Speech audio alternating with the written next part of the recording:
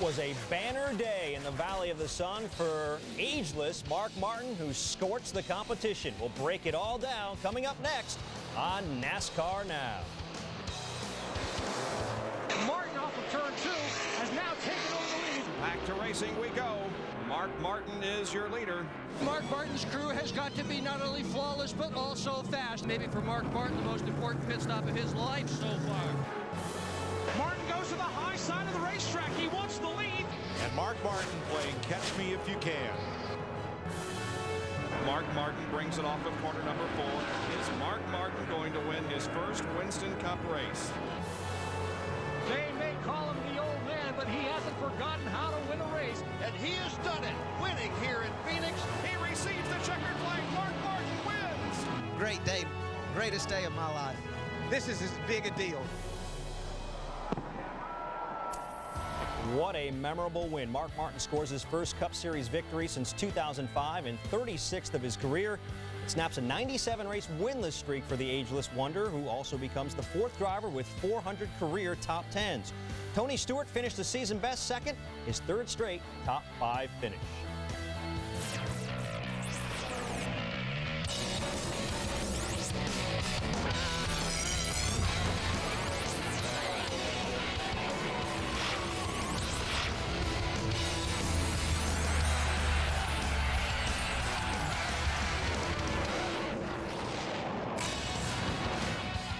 Hello, everybody, and welcome to NASCAR Now. I'm Mike Massaro alongside Marty Smith, Randy LaJoy, and Ricky Craven. And what a great race it was this past weekend out in Phoenix. And just a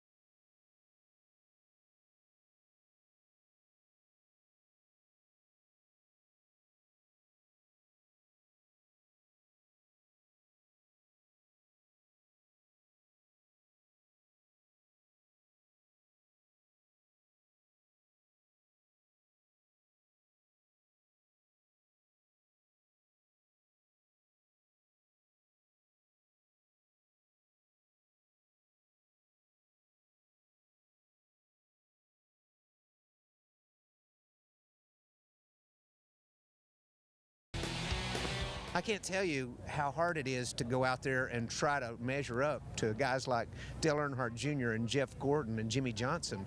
These guys are incredible. And, you know, I've been, lagging a little bit behind them. We've been good, and we're proud of how we've run, but we've needed just a little bit more. And yesterday in happy hour, I said, that's it. We're good. And we're half hour early. Was half hour before it was over, and I was like, oh, we're good, man. We found it. I made a pact with myself. If I'm lucky enough to have Mark Martin drive my car, I'm going to win. So it's nice. It's nice to get that done this early. Mark's enthusiasm, his energy, his drive. He has more drive than any other person I've probably ever met in my life. A lot of y'all wrote that I took one last chance at a championship. And it's like, that's not why I took this ride. Now I'll give it hell.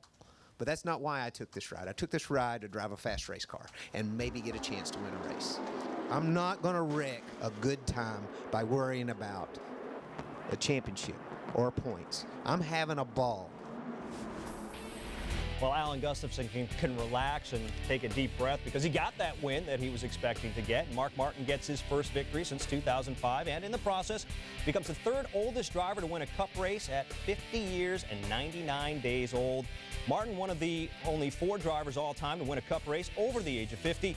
The win was very popular amongst his peers. I'm really excited about Mark Martin winning. I think that's so cool. We're so excited about having him at Hendrick Motorsports, and I know how bad he wanted to win. And he's got a car and a team that can do it, and he's one driving fool. I'm so proud of him. That's exciting for those guys. You know, they got the car right, and you know, never count Mark Martin out. I'm excited for him. He spent his whole life racing through the center of the corner, racing hard. Now he's got the full package, and I think he's getting down the straightaway well. But Mark is a tremendous athlete. He's a tremendous individual and a legend of our sport. He's definitely going to put a championship run together. I don't think there's anybody that's not a Mark Martin fan. So just like Kurt said, I mean, nobody works harder to stay in shape, to be good and be fit and to be ready to go than Mark does. And you know, that when you see somebody that works that hard at it, I mean, you like to see the results come for him too. And a very popular win, guys. As we mentioned at the top of the show, none of us were, or all of us, I should say, were really happy to see him win, as were those other drivers. What do you think it is about Mark that garners him so much respect amongst his peers? Selflessness. I asked him that very question. I asked Tony Stewart that question a couple weeks ago down at Mark Martin Fan Fest. And, you know, what is it about Mark that garners that respect? And he told me a story about being in Rockingham, North Carolina as a rookie in the Nationwide Series. Nobody had to pay him any mind. Nobody had to care about the fact that Tony Stewart came over from the IRL and was going to try stock cars. Mark Martin walked right up to him and said, "Tell me what you need. I'll help you out." I came into the sport in 1991 with my knees knocking together, scared to death of everything in front of me. I'm in the car with Dick Moroso, strapped in, getting ready to practice. Guy climbs in the side window, sticks his hand in and says, "Welcome aboard." It was Mark Martin when I was a kid, and it stuck with me my whole life. The point is that this guy, everybody respects his commitment, his enthusiasm, and his professionalism. And I agree with you, Marty. We see it on the racetrack. He doesn't win at your expense. And when you can race with a guy like that, for as long as we have, you respect him. Now, what other athletes out there that can unretire, come back and compete for a couple years, not win a race, but he won a race last weekend. At age of 50, unretired, not only is he going to win more this year, he's going to go after a championship. And I don't think there was any doubt that he had the best race car out there on Saturday night. Obviously very impressed by that. What stands out in your minds about the win Saturday in Phoenix? I'll tell you what stands out in my mind is the hidden value for this 5 team. They had a very difficult time last year statistically, and they were watching Jimmy Johnson and Jeff Gordon, even though he didn't win, have success. Fact is, this team was good, and they proved it. Watch this team rally behind Mark Martin. They already love him. He'll do whatever he has to take care of those guys, and they're going to be super fast on pit road. Watch. I was text messaging with Mark on Sunday afternoon. I sent him a congratulations, and he wrote me back, "Marty, I'm sure you can imagine what this means to me. This is exactly why I signed up for this deal. This is what he's here for. He expects to win." Which leads me into my next question. I mean, this team did not start the season off on a roll. I mean, they had a very rough start to 2009. How much of a morale booster do you think this is for that team? But when they didn't start off well. They didn't have the numbers, but they run very well. Mark said earlier, you know, he was a top 6 race car week in and week out. They had trouble. They blew a couple motors. They had a tire failure. But now, I tell you what, he knows if you average finish 6th or 7th, you're going to win a championship. Yeah, and he's right on the cusp of qualifying for the chase. 13th in the standings, just 9 points out of 12. Now, let's take a quick look at Mark and his standings. And Mark Martin's rise in points has been relatively dramatic. 5 races ago, he sat 34th in points after a rough start, as we mentioned. That included consecutive 40th place finishes. Since Atlanta, Martin has 4 straight top 10s and sits in 13th, 9 points, as we mentioned, outside of the top 12. And look at that graph. Now, that looks a lot better than my portfolio. Still ahead under the hood, it was vintage Mark Martin Saturday. We'll talk a little bit more about his win and the day for Roush Fenway.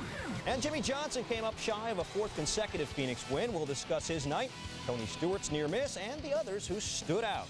And who were Saturday's disappointments? Some drivers' nights were as barren as the desert that surrounds PIR. We'll break it all down next.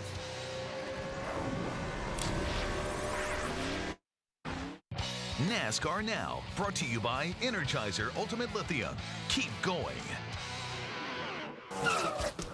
And one of the top stories Saturday was Jimmy Johnson gunning for a 4th consecutive Phoenix win. Came up just a little bit shy, but otherwise a pretty good run. Started 10th, led 1 lap, and well, had a little bit of a problem in the pits when a lug nut got loose. You just call that E6, if you will, an error there.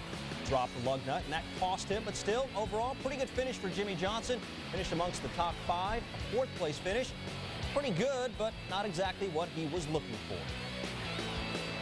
We had a decent car, decent night. We had some issues where lug nuts were falling off the wheel on our pit stops, and we got up to third one time and came in, lost a bunch of spots because the nuts fell off, and happened 2 or 3 times throughout the night. So as soon as we got track position, we'd have a problem and have to fight all the way back through that. So the good thing is that the car was fast and I could drive up through there, but if we had track position, we would have been up there fighting with Mark. A dropped lug nut. Now, this is seemingly becoming a chronic problem in the sport, basically because of the new wheel stud rule. I don't think NASCAR intended this, but this seemingly is separating the competition. It's not being separated on the racetrack as much, but being separated on pit road. What do you think of this rule? How do you think it's impacting competition? They did it for safety. These guys were making lug nuts, you know, they wanted to go faster and faster. Half of a lug nut was good enough. Well, NASCAR says, no, we want to see the whole lug nut. We want to see threads throughout the whole thing. So now the pit crew guys have to go from being super quick, they have to slow down just a little bit. And then that's a win to 10th place. I mean, it's incredible what it does. What Randy's describing is the difference between spontaneous, just doing it, and now thinking about it. That's the problem. These guys are thinking about it, and it's working against him. And I agree it is for safety. However, NASCAR's an expert at keeping these teams off balance. They just mix it up, and that's what they did here. As you guys have alluded to, the main thing this has done is kind of change the choreography of the actual tire change. The longer studs mean that the glue has to stretch further, and in speaking with crew chiefs, it's easier for the wheels to get cattywampus when you're setting them on the lug there. So it's been very difficult for the tire changers. To me, it's a lot like when the NBA moved back the three-point line, if you will. It's made it more challenging. It's made it more interesting, that's for sure. Well, Jimmy Johnson wasn't the only guy with an interesting day. Saturday marked another milestone moment for Stewart-Haas Racing. In particular, Tony Stewart. He started 6th. He as well had some pit problems as he headed down pit road. A little bit of a slow stop here, but was able to rebound rather well, ran up front, led 19 laps, and well, at the end it looked like he could have challenged for the victory, came up just a little bit shy, but otherwise a pretty good run for Tony Stewart. He finishes 2nd, sending a message to the world that a win could be coming soon. I'm trying. I mean, it's we're a young team, and we got a lot to look forward to. And you know, these last 3 weeks in particular, we've just been chiseling away and inching away at it. So we're close. We just got to put the whole night together. And you know, that didn't hurt us tonight. I mean, our guys had 2 great stops at the end to get us where we needed to be again. So really proud of those guys for rebounding. I mean, that's hard to do. I mean, it's hard to have a bad stop and put that pressure on yourself and then come back and bust 2 off like they did. So I'm really proud of those guys. But and we were the 2nd best car today, so I'm really proud of Mark. Happy to see him win this, and you know, proud to be a part of this Stewart-Haas organization. I'm really proud these guys are doing a great job. Kurt Busch was another who looked strong on Saturday. Started 3rd, adjusted the car throughout the course of the race, and when the sun went down, well, he had to chase it a little bit, but did a pretty good job of it. Also, a pretty good job on pit road for his team as they adjusted the car throughout the course of the race. He did brush the wall at one point late in the race. It seemingly affected the handling a little bit. Just a little bit of a kiss there. You can see the dust fly off. A little bit of a handful after that, but the team adjusted, and it got him a good finish. We were a bit on the tight side, and so I had to loosen up the race car. When I did that, crew got me out in front. We led some laps out in the lead and felt comfortable up there. And about lap 200, that's when we were our best. That's when the track was at full night. Car was handling great. Just felt like we were out of adjustments at that point, and we still needed 112 more laps. So that's where I felt like, hey, if we're going to run, we got to make our car wide right now. And we just got beat by a couple strong cars tonight, but it felt good to run up there. And Kurt Busch finished 3rd, and after winning the nationwide race, Greg Biffle was looking for the weekend sweep in Phoenix. Started 13th and ran well most of the night. The highest finishing Roush Fenway driver, and he finished 5th.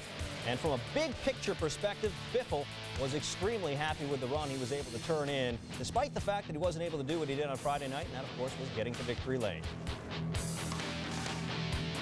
You know, it was a good night, a good points night. You know, top 5. We really wanted to be better than that. We ran 3rd a lot of the night, 4th, but you know, just didn't have anything for those top 2 or 3 cars. And you know, that pit strategy at the end probably hurt us a little bit. I wanted 2, the crew chief wanted 4, and probably 4 was the right call. But you know, that's the way it is. You know, these tires had a lot of laps on them. You needed tires, and I think Ryan Newman proved that you had to have tires. But you know, you never know. It's a gamble, and we did 4. And here's a look at some of the other notable nights on Saturday out in Phoenix. Martin Truex Jr. came into the night ranked 31st in points, looking for a much-needed boost. Started 26th, battled all night, ended up finishing 7th, and that may have been the boost he was looking for. David Rudiman, another driver that is having a very impressive 2009 season, but I don't think he's surprising people anymore. Another solid effort for the franchise. Started 8th, ran in the top 10 most of the night, led one lap, and finished 8th. It was by far Sam Hornish's best run of the year. Started 35th. Made lots of adjustments, as did everyone, as the sun went down. And while he stayed out of trouble, finished 9th. His best finish of his career. And it was a down day for Richard Petty Motorsports, but Reed Sorensen was the lone bright spot. He started 36th. Kept his car clean all night, finished 12th.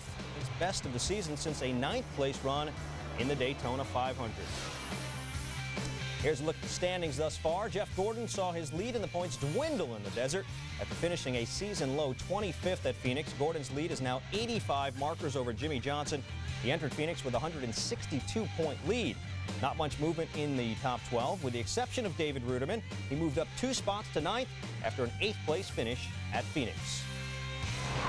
Coming up, with 2 Phoenix wins, many wondered if Saturday would be a memorable night for Junior. It was a memorable night, all right, but all for the wrong reasons.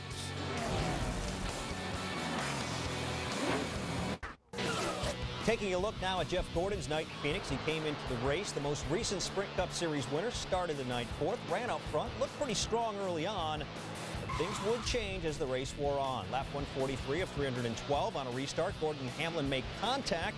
Gordon has a left front tire rub. He would pit 2 laps later under caution for repair. You see them working on the fender, pulling that away from the tire. Lap 233, 4 tires and a track bar adjustment. Leaves pit road, though, missing a lug nut. He would serve a penalty and would end up 25th. We couldn't afford to have any mistakes anymore, really, because Steve made a great call, to keep us out there, but I don't know, I just struggled with the car. We had some damage. Me and Denny got together. Just was one of those nights. 55 and the 7 spun out in front of me. The 34, I was trying to pass him, and he didn't know it. And it was just one of those crazy nights. We just didn't have car enough, didn't have crew enough, didn't have anything enough. Maybe 8th, 10th place car. Pit stops weren't very good. Nothing seemed to go our way tonight, but that's okay. We run well together as a team all year long. We're not going to condemn parts of the team when they're not as good as they need to be, so we're all going to get together this week, decide what we need to do better, and go to Talladega. And what about Kyle Busch? He does have a Phoenix win, but his results there have been mixed over the years. Saturday, another challenge. He started 2nd, but the handling went away almost immediately, forcing the team to adjust all night. Still, they did a very good job, got the car pretty good. Lap 301 late in the race. Critical moment off of pit road, challenging Mark Martin for the lead. If he beats him there, he'll get the lead. Missed it seemingly by inches. I say seemingly because there was a penalty. Too fast exiting pit road. That ruins Kyle Busch's night. He ends up 17th. And guys, the first thing that went through my mind, and you guys can elaborate on this, was how tempting is it for a driver when you know if you beat that car off pit road, you're going to be the leader? How tempting is it just to make that foot just a little heavier? It's wonderful, but the only problem is they got these things that tell you you're going too fast. And that's one of the hardest things. You're looking to the left. You know you got a guy on the outside. You can't stick him in the fence. You're looking on the left to make sure this guy doesn't get into you. And, man, you don't forget the tack, and you gas it up. You've got no idea, guys, the temptation every single race. But it seems to be magnified on the short tracks where you're fighting to get off that last 200 feet. How many of you would have done it? I mean, I would have. I would have. I would have done it. It seems now it's so hard to pass at all. That, it means so much to make up that ground on pit road that I could certainly see the temptation. And how does Kyle think? He's thinking, if I come out of here 3rd, my chances are pretty slim. Despite the fact that he had a tough night, I did speak with his team, and there's a little scary news for everybody else. His team said that was the happiest they've ever seen Kyle Busch after a 17th place finish, that they actually hit on something on Saturday night that they feel is really going to bolster their short track program. So, sorry guys, look out. Now you folks who haven't been to Phoenix, if you've ever been on the highways in Phoenix, they've got this system that can catch you for speeding. If you're going too fast, cameras automatically flash at you. They take a picture, send you a ticket in the mail. I think Kyle Busch knows what it feels like on pit road, that's for sure. He wasn't the only one disappointed, though, at the end of the night. Lots of other drivers who wish they could have this one back, beginning with Clint Bowyer. He came into Saturday trying to rebound from a disappointing Texas run, and things didn't go much better. Started 24th, battled a free car all day, and finished 26th. Not a good day for Clint Bowyer. Not a good day for RCR across the board in general. Matt Kenseth won the season's first 2 races, but since then, things have not gone very well. Started the day 17th, had a very difficult night, only able to pull off a 27th place finish. 17 team due to turn things around. Kevin Harvick, another one of those RCR cars we talked about, has won at Phoenix in every national touring series, but just didn't have the car this weekend. Started 33rd, went a lap down early, was unable to battle back. He finished 30th. And guys, you can all chime in on this. Dale Earnhardt Jr., everyone's going to be talking about his night. What stands out for you, Ricky? Stands out for me is that it was down, up, and down, and I got to say, Tony Eury Jr. gave him a chance. When he put him in the lead, he had 63 laps leading the race where he could evaluate his car. Best chance of the night to do it. Didn't capitalize on it, in my opinion, on that last stop. They didn't make any wholesale changes. 48 comes in a little while later, makes a big adjustment on the Panhard bar. My point is, he wasn't good enough to win. They needed to make some big changes. And he had a chance, though. They got him some track position after gambling, not coming when the rest of the leaders came. He had some track position, but late in the race, this is an incident people will be talking about. A little bit of contact with Casey Mears. Dale Earnhardt Jr. gets turned around, and, well, just an awful night once again. More pit road problems. An incident on the racetrack, he gets turned around. And, Ricky, I think you touched on something there. That last round of pit stops. Were you expecting them to make more changes? Yeah, because, you know, they were 30th. For the majority of at least first 100 laps. When he was put in position to lead the race, as a driver, it's utopia. You can use the apron. You can use all of the racetrack on the exit. When you're in traffic, the track becomes very narrow, right? Depending on who's on the inside or outside of you. At that point, he's got to give some precise feedback on what he needs to win the race or to improve the car. And I don't think we saw it happen. And Marty, I think a lot of people, aside from, you know, the pit road problems that Dale Jr. had and has had throughout the course of the year, people are going to be talking about the incident between him and Casey Mears. What did you think when you saw that all transpire? Well, you know, I think Jr. was frustrated because Mears got into him, and then after the race, of course, as you see here, gave him a little love tap. After the race, Mears comes down the pit lane and says hello, but don't expect any penalties. NASCAR did tell me today that we shouldn't expect any penalties for either driver, so I guess they're going to let it go. Go a little old school, maybe get a little temper. Don't expect any penalties. I've seen penalties for that before. Man, that's fine. They don't need to be penalized. Yeah, it's fine for you because you're in the media tower, but, you know, for the guy strapped in, when you drop the checkered, a few things go on. First, you report back to your crew chief, tell him how your night went. Then you start to loosen the belts, don't you, Randy? Oh, I was wrecked under caution after the race. Because your night's over. I have issue with this because of the fact that for 275 races, I would loosen the belt after the race. And if somebody T-bones, you know, the 07 right there, it's bad news. That doesn't make sense to me. What do you think the penalty should be? The penalty ought to be, I don't know what would be consistent, but the penalty ought to be something because there's no room for it. You know, I'm a big Dale Earnhardt Jr. fan, and I've probably done, well, I would say worse, but I can't remember doing that. And there's no need for it. There's no room for it. It's just as easy to wait 5 minutes and go talk to him. Yeah, I understand. That's what built the sport. That type of let's wrestle, baby. Spur of the moment frustration is what built this thing. It's why I fell in love with it. I understand the safety part of it. But I'd be all for it. In 312 laps of racing, do it. But not when the race is over. I agree. Either way, it's great water cooler talk. And I know everyone's going to be talking about it this week, that's for sure. Hey, guys, let's take a quick look at the standings now here, and in particular, guys who were outside the chase. Look at those names on there. Some pretty big names, guys like Greg Biffle, Mark Martin, Kevin Harvick, Ryan Newman, Dale Earnhardt Jr. Pick one. Which one of these guys is going to make the chase? Harvick. Harvick, why? You think he'll make it? He's dropped like a rock the last month, but Talladega, he's going to come back. I thought Mark Martin 4 weeks ago when he was 35th, so surely I'm going to go with him now. I don't want to oversimplify it, but bonus points are key. He's top 5 in bonus points. It means he's fast. I think the 5 and the 16 make the show. You know what? Looking at that, it's hard to pick just one. I think Mark Martin and Greg Biffle, as you said, the 5 and the 16, I'm with you. I think those are the guys that qualify. Who's going to bounce out? I don't know.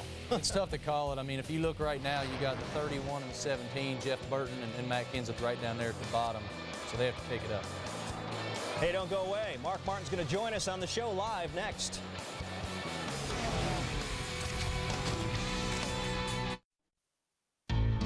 always good to come to Phoenix. The fans turn out. They expect a good race. You've got a number of drivers that are simply looking to get back to victory lane. Drivers like Tony Stewart, Dale Earnhardt Jr., and our pole sitter, Mark Martin. Game time, game time. What time it is? Game time! All right, Mark, nice job qualifying, nice work. Let's do what we do here all night long, guys. The crowd stands as one, and the green flag goes up in the air. Great jump from Mark Martin. A little tight in the center, but nothing to worry about. Seems to be pretty fast here. Better than the leader there, buddy, about a half tenth. I believe you, but he sure looks like he's getting further away. Really loose. No power down or nothing. In fourth, way too loose. This race is going to be over in a minute or two. We got to pull something out to get us to track position. As the sun sets, the track begins to cool. The handling changes on these race cars. Some guys will hit it, some guys will miss it. Still need grip up off button. What's it look like? Roll turn, then the mother loose. We can throw a little bit back in that left rear, Mark, if you want to be a little tighter. It's hard to say. Trying to win, you know, the car's about as good as it'll get. But it's full kill.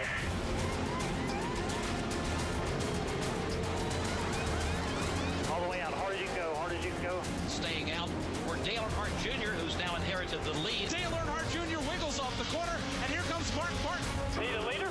Yes, sir, that's the leader. All right. Well, there he goes. This has been a race that has belonged very simply to Mark Martin. Dale Earnhardt Jr. simply lost the handle. Wrecking over there, turn 4. Caution's out. 4 tires. The way they're track bar. It's nice and smooth. 4 tires. All right, am I coming? You're coming. Mark Martin and most all the leaders are on the pit road. Go, go, go. 4 fresh Goodyear Eagles down and away. All the way, hard. It was literally a race off of pit road, won by inches. I think we beat the 5 and the 18 had to be speed. The 18's too fast, exiting. I'm looking at the line, we had him anyway. But Mark is not in the lead. Ryan Newman stayed on the racetrack, and everybody in Phoenix on their feet. They know this is going to be a good one.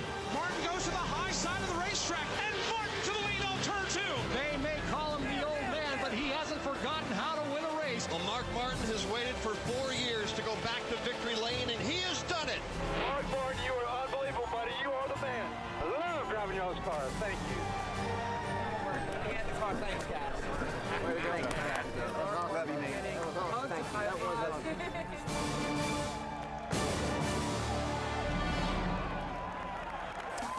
And here's some other notable senior athletes. Al Unser Sr. is the oldest Indy 500 winner. He won the 1987 race at age 47.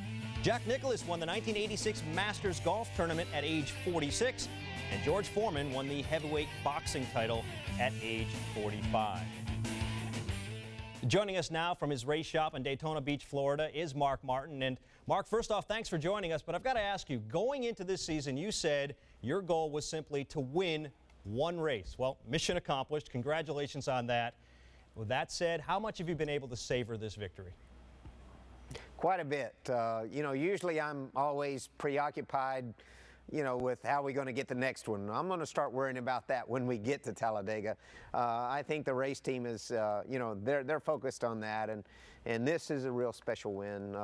You know, an incredibly special win for so many reasons, and you know, just everything, the way it's turned out, it's huge. You know, I figured out in 2007 and 2008 when I did my limited schedule that I wasn't ever going to find anything that would really replace the feeling of winning these races. And so when Rick offered me this opportunity, I wanted to try to go get another one. And now that we've got one in the bag, we'll go for some more. Mark, it's Marty Smith. Congratulations. We see sporadically when guys win races, other drivers may come over, typically teammates, and congratulate them and just tell them you have a great job. But when you won on Saturday night, Jeff Burton, Jeff Gordon, Jimmy Johnson, Tony Stewart, on and on, all of these guys came to see you. That has to feel good and certainly speaks to the respect that you have among your peers. But what I need to know is what Jack Roush said to you. Jack was just really, really happy for me. I mean, you know, it was so good to see. It was kind of cool. You know, I went and saw Jack twice over the weekend. First, I just went and talked to him about airplanes and stuff like that, and a typical deal on Friday. But then And then Saturday before the drivers' meeting, I went and congratulated him on 100 nationwide wins, and you know, and I was happy for him, and I thought that was really cool. And you know, Jack gave me my second chance in all this stuff, and you know, we're tight, always will be, and Rick actually gave me people think Rick gave me my second chance. He actually gave me my third chance. So it's pretty cool. It's just been a really magical weekend, something that I will remember the rest of my life. Mark, Randy LaJoie. Now, 10 years ago, I run second to you a couple times after the Busch race, nationwide race. You got out of the race car, and you were never happy. But since you've been retired for the last 4 years, your attitude when you get out of these race cars, you're just happy as a clam. What's changed? I needed a break really bad. In 2007, you know, I was just burnt out. I was frustrated. And, you know, I tell you something else. You don't know what you have. They've said this a lot of times. I've heard it a lot of times. You don't know what you have until you lose it. And you know, I had a chance to rest and regenerate my enthusiasm for the sport. And I just, you know, I love racing. There's nothing else like it, and I can still do this stuff. And I'm having a blast. I just love it. Hey, Mark, Ricky Craven. I'm curious, you know, I think back to the days when I raced against you and how involved you were mechanically and how much you enjoyed it. You enjoyed understanding what made these cars go fast. So with the new car, the car of tomorrow, how much application do you have? And can you still say to these guys, particularly during the race, look, this is what I need, and have it be effective? Not nearly as much as I used to. Ricky, I remember I won the race in Phoenix in 1993, and I remember the 4 springs that were in the car and the sway bar.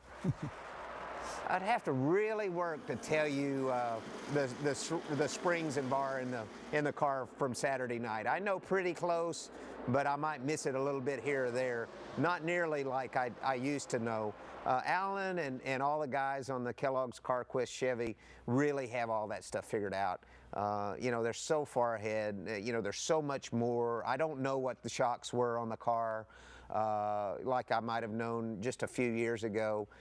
There's so much about the car. You know, the engineers, you know, just really run this thing. They drive this sport, and the tools and the technology that they have. So, but it's still the same thing. When you climb in that thing and it's a rocket ship, it doesn't matter if you know what's under it or not. You know you're getting it, and that's what really makes it fun. Mark, it's Marty Smith again. It seems when your son, Matt, chose to step away from the sport, it changed the course of nature for you. How much of an impact did Matt's decision to step away for now have on your decision to come back full-time?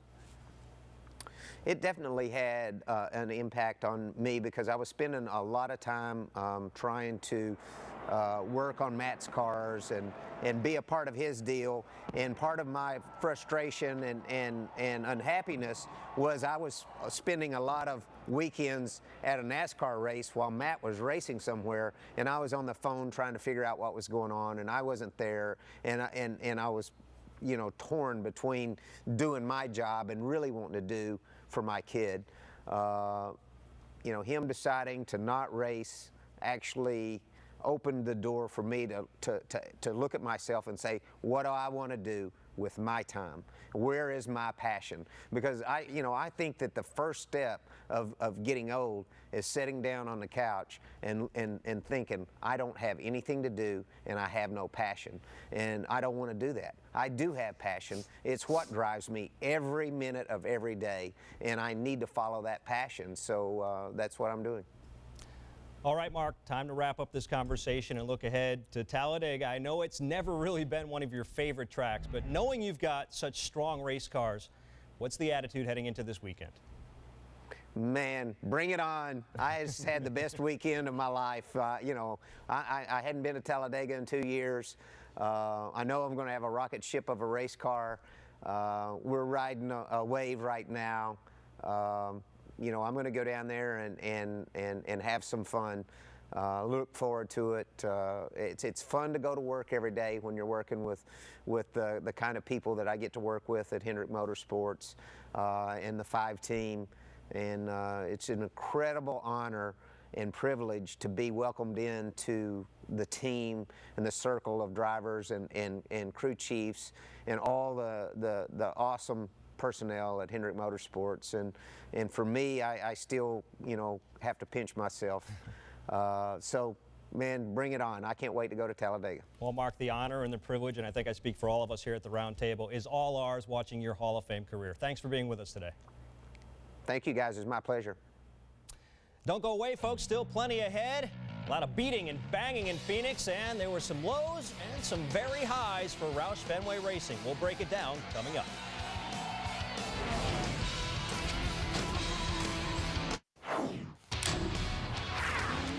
Dr. Jerry Punch and the crew return to the airwaves on Saturday at Talladega. Nationwide Series coverage beginning at 2:30 Eastern on ABC Sports. Of course, the Nationwide Series in full action on Friday night back at Phoenix, and it was quite a race to watch. We'll catch you up with the highlight of that coming up. Here it is, Carl Edwards. Man who had a very rough day, crashed in practice, but was able to start on the pole, held on early, and, well, got involved in an incident after being shuffled back. Gets into the rear deck of Michael Waltrip. Waltrip into the wall. None too happy about it either. Lap 51, Kyle Busch, a guy you always figure to be a factor. Well, he was for a little while until he had a shock problem, and the car really went sour. He fell back in the field, lost 2 laps on pit road as they repaired that. Meanwhile, Carl Edwards, who was running up front, led a bunch of laps. Well, felt the vibration early. It turned out to be a motor problem, and that ruined his day for sure. He ends up 33rd. Justin Allgaier gets into Scott Lagasse Jr., sending him into the wall, and of course that leads to pit stops, and your leaders are on pit road. 2 through 5 come on down, and Greg Biffle, though, decides to stay out. We'll see if this pays off. John West Townley spins and hits the wall, bringing out the caution that sets up a late race restart. Remember, Biffle on old tires. The rest of the field on fresh rubber, with the exception of Jason Leffler right behind him. Leffler finishes second. Brad Keselowski rounds out the top 3. Let's take a look at how the points look right now. With his disappointing finish, Carl Edwards relinquishes the points lead and falls behind Kyle Busch. And Busch, despite having a rather disappointing day, took over the points lead. David Reagan rounds out your top 3. And, well, Joey Logano, who's not having a great year as a rookie in the Cup Series, still continuing to have a solid effort in the Nationwide Series, sits 6th. And, guys, I want to get your opinion here. On that final restart, not even that final restart, about 20 laps to go, Greg Biffle sitting out there with old tires, most of the field lined up behind him with fresh rubber. What were you thinking? Did you think he had any chance at all? What was he thinking? He's thinking, guys. What were you thinking? What was I thinking? I'll be yelling at the crew chief. Everybody else is taking tires. I'm not. What, are you crazy? And all he can hope for was guys have some cautions, so it gives me some time, and I can win a race. Yeah. It's all about this restart. He understands at that point, I got to jump out to a lead. And I agree. You think you're a sitting duck, typically, but he just drove away. Think about him, though. He slings it sideways with the best of them. You're right. He can drive a loose race car as well as anybody in the entire sport. So it doesn't surprise me that he did it. He had a small buffer. Those 2 guys behind him did it too. Yep. So he had a little buffer, and those guys did, calm him down for a little while. As it turned out, it was brilliant. You need to give some credit to the crew chief. Yeah, I give tons of credit to Eddie Pardue. He was brilliant. There's no doubt. But yeah, I think those cautions that came out late also aided his effort. Yeah. Wouldn't you think? Okay. Okay, you do agree. Okay. He can buy some dog food now. There's something else that happened in that race too. A little bit of beating and banging. We saw Carl Edwards early on with Michael Waltrip. Some people out there have said that they thought it looked a little bit, I don't want to say sinister, but intentional. Yeah. Did you? He ran into him. He did. That's right. No question about that. But Michael was on older tires, and Carl just run into him. And you'll see that a lot. It happened Saturday night. Michael returned the favor, but to the wrong guy. See, that's the flip side of it. I was giving praise to the crew chief a moment ago, and I think that the mistake was leaving him out there, because you're so vulnerable. When you got the leaders all coming like a pack of wolves, it's not going to be comfortable. You still can't get run over, though. I mean, there's too many people out there just run over people. And that may have been one of those instances, that's for sure. And, well, running over people is something we don't want to see this coming weekend at Talladega. We'll talk all about that coming up just a bit and get you a little bit of a feel of what the mindset is of a driver looking at something like this. The NASCAR Nationwide Series heads to NASCAR's biggest track, the Talladega Superspeedway. Catch all the action Saturday at 2:30 Eastern on ABC. Get ready for Sunday's Cup race at Talladega with NASCAR Now, 10 a.m. On ESPN2. And on Monday, we'll revisit Talladega and probably see a few wrecks with the Roundtable edition of NASCAR Now. Ray Evernham, Andy Petrie, and Dale Jarrett will be here in studio, 5 Eastern on ESPN2. It's the call before the storm. Unbelievable, they do not crash. You cannot do that. That'll push him to the point. Kyle back out front. Jeff Gordon to the outside, trying to get the lead. Busch moves up the block. Kyle Busch has been the hottest gun in NASCAR for 2008. Busch is headed to the stripe. Oh, man, I don't believe it. Kyle Busch may have won Talladega last April, but his older brother Kurt has the best average finish there. In 16 starts, Kurt is averaging a 12th place finish, which includes 6 top 5s. Five-time Talladega winner Dale Earnhardt Jr. has a 14th place average in 18 starts. And of course, guys, Kyle Busch, he had won 2 restrictor plate races a year ago, including the April race at Talladega. Arguably, he probably had the strongest race car, the only restrictor plate race this year, that being the Daytona 500. Any reason to believe he's not the favorite this week? None whatsoever, Michael. I think he will be a favorite. I actually think Tony Stewart will win the race, but, you know, Kyle's great. Denny Hamlin had a great plate year last year, and Tony Stewart won this race in the fall last year, so there's no question the Gibbs car is going to be faster. Talladega can give you a headache 2 times, either from a crash or from being mentally wore out, trying to figure out who to bump draft, who's going to bump draft you, what line to go in, when to go, when to ride, when to step on the gas. Hopefully you do it at the end of the day. Every single driver goes there aware of the big one. But there's another aspect of it, too, that you have to learn, and that's how to win. And I think, you know, the difference between being second, third, fourth, and winning is the difference between the timing that Randy spoke to, and knowing when to wait and knowing when to make things happen. And you mentioned the big one. I mean, you guys all know that's a possibility. You've been involved in it. One of the most spectacular crashes in the history of NASCAR. What's it like going there knowing that's reality? You don't think about it. You don't think about it. You know it's going to be there. But if you think you're going to get in the big one, I mean, you could be riding 20th, and you'll see somebody make a dumb move up in front of you, and you're like, oh, don't do that. You reach down and you tug your belts a little tighter because there's no room to go anywhere. You see something, you just can't stop. And I can't describe to you how difficult it is mentally and how busy you are. I mean, the last 10 laps of a Talladega race where I finished 4th were exhausting. You have to think forward. Who's beside me? Who was I fast with 30 laps ago? Here he comes. I got a little push. There's so many things that you have to react to. One thing I don't understand about fans in NASCAR is the fact that they don't like plate racing. I don't get it. It is scintillating to me to watch you guys go out there, to watch these guys go out there for 500 miles this far apart. It's awesome. And since they paved Talladega, I mean, I'm even a fan of it. I mean, it is crazy. You know, it's almost like they're magnetic. I'm with Marty. Fun to watch, fun to talk about. I Go for a ride. Imagine being in it. That's right. for sure.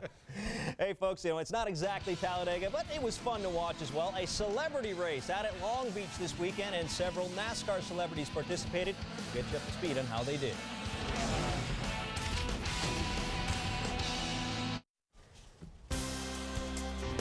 Well, folks, we're not done here on the Roundtable. After this show concludes, we invite you to tune in to ESPN News, where we'll have another edition, sort of the wrap-up from Phoenix, and that'll be on immediately following this show here on NASCAR Now. That's ESPN News immediately following this show.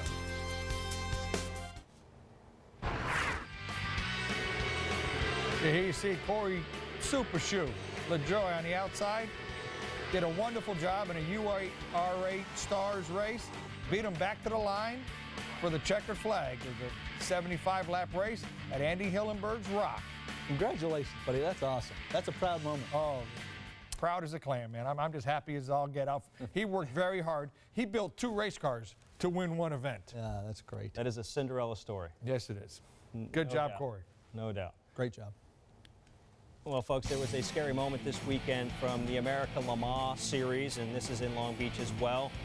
That is NASCAR Now analyst Boris said, caught on fire. He was able to get out of the car, but he did suffer some second-degree burns to his face, third-degree burn to one of his arms. He did say, however, he plans to be back behind the wheel of a race car real soon. Well, folks, that's all for us here on the Roundtable of NASCAR Now. For Marty Smith, Randy LaJoy, and Ricky Craven, thank you for tuning in. Be back next week to recap all the action from Talladega. But, of course, NASCAR Now returns at 5 p.m. Eastern on Tuesday.